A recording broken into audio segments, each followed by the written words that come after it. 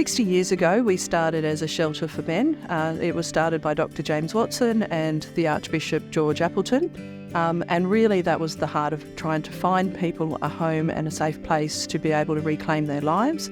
Today we continue to do the same thing, supporting from 30 men back then to 600 people today, which may well have complex mental health, may find themselves without a home or need aged care.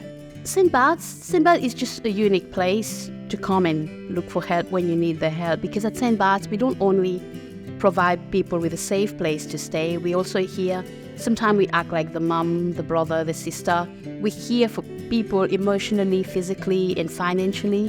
What I like about St Bart's above all is that it provides whole support for people who are homeless. They bring them in, they nurture them, they get them back on their feet.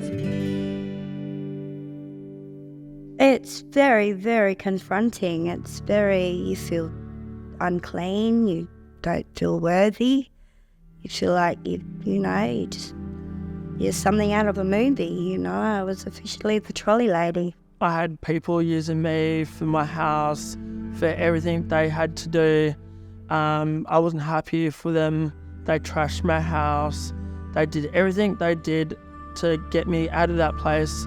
The year that I was living in East Perth, it was very, very rough sort of thing, And I had a friend, Rodney, he used to work for the Salvation Army.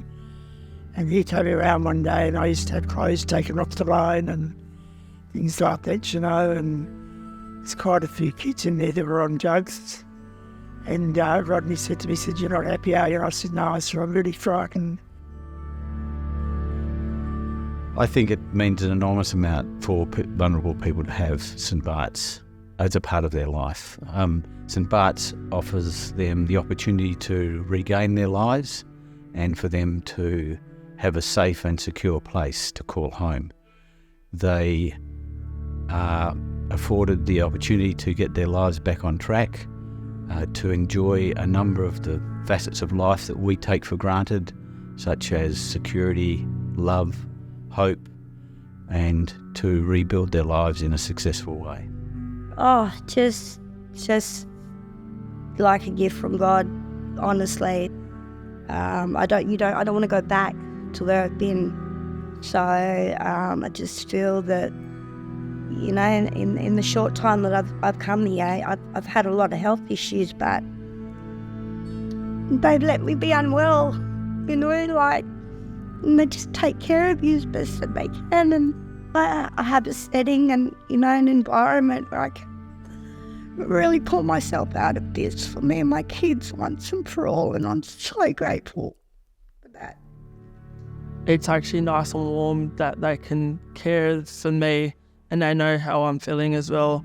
If I'm upset or angry, I've got someone to talk to and to rely on, as well as they're amazing what they do. St Bart's has brought stability into my life where I haven't had to move regularly. I've got my own bedroom. It's not like sleeping in the park. The rain doesn't get me, things like that. I've got a lock on the door. It's given me a lot of stability and comfortable stability. What makes a difference to people is that we deliver hope and give people a secure and safe place, environment to live and thrive.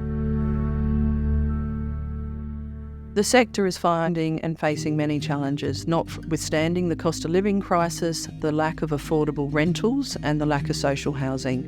The government is working very hard to try and close that gap, but there are many, many more people that need housing. I can understand more easily how it happens to so many other people and how easy it is to become homeless, just to come down on your luck, lose all of those things that you have and have no one to look to, nowhere to go.